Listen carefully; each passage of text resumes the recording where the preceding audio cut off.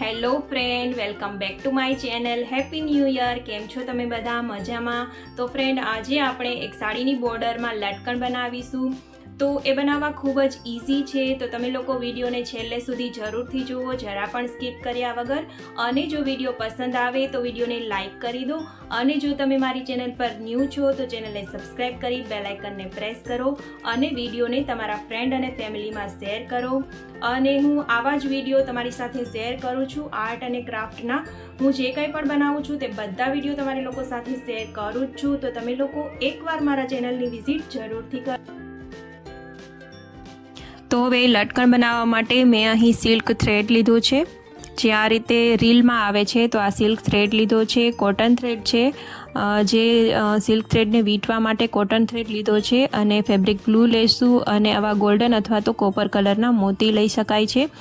અને cardboard sheet લઈશું, જે તમારી રીતે તમે લઈ શકો છો. જે માપની તમારે લેવી હોય તે માપની લઈ શકો છો. હું અહીં 4 ઇંચની લઉં છું. હવે તેના પર આ રીતે સિલ્ક થ્રેડને વીંટવાનો છે. તો મેં અહીં 200 રાઉન્ડ કર્યા છે, એટલે કે 200 રાઉન્ડ્સ કર્યા છે. તો હવે જ્યારે તે વીંટાઈ જાય ત્યારબાદ તેમાંથી કાર્ડબોર્ડ શીટમાંથી કાઢી લેવાનો છે. અને પછી તેના પર આ રીતે કોટન થ્રેડની મદદથી તેને બાંધી લેવાનો છે. સાવ ઇઝી મેથડ છે. તો તમને પણ ઘરે જો તમે બનાવવા માંગતા હો તો તમે પણ બનાવી શકો છો. આ રીતે સરસ રીતે કોટન થ્રેડથી તેને બાંધી દેવાનો છે, જેથી કરીને તે છૂટે નહીં અને બંધાઈ જાય. ત્યારબાદ નીચેથી લટકણને કટ કરી દેવાના છે. એક જ સરખા કટ કરવાના છે, જરા પણ ઊંચા નીચા કટ નથી કરવાના, નહીં તો સરસ નહીં લાગે.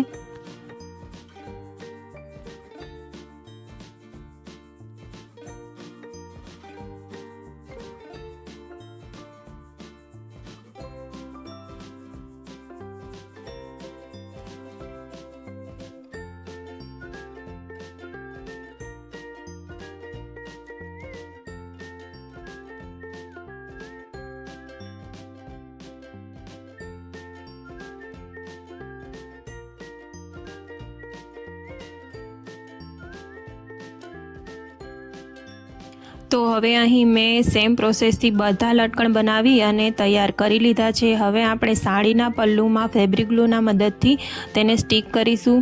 તો થોડે અંતરે તેને સ્ટીક કરવાના છે. હવે જ્યારે સ્ટીક થઈ જાય અને સુકાઈ જાય ત્યારબાદ તેને આપણે કોટન થ્રેડની મદદથી ફરીવાર કવર કરીશું. એટલે કે એક ટાંકો લઈ લેશું. 1 અથવા તો 2 ટાંકો લઈ લેવાના છે, નહીં તો તે નીકળી જશે. માત્ર ફેબ્રિક ગ્લુના આધારે નથી રહેવાનું. તો આ સિમ્પલ સાડી છે, માટે આપણે લટકણ પણ સિમ્પલ જ રાખીશું. તો આના પર હું એક મોતીની લાઈન કરીશ.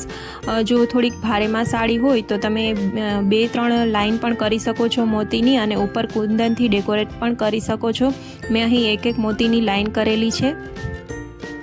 તો છે ને એકદમ ઇઝી મેથડ. તો આ મેથડ તમે પણ અપનાવી શકો છો અને આવા સરસના લટકણ ઘરે બનાવી શકો છો. તો ફ્રેન્ડ, ફરીવાર એક નાનકડી રિક્વેસ્ટ છે કે જો હજુ સુધી તમે વિડીયોને લાઇક ન કર્યો હોય તો વિડીયોને લાઇક કરી દો. અને જો હજુ સુધી ચેનલને સબસ્ક્રાઈબ ન કરી હોય તો ચેનલને સબસ્ક્રાઈબ કરી દો. અને વિડીયોને તમારા ફ્રેન્ડ અને ફેમિલીમાં શેર જરૂરથી કરજો.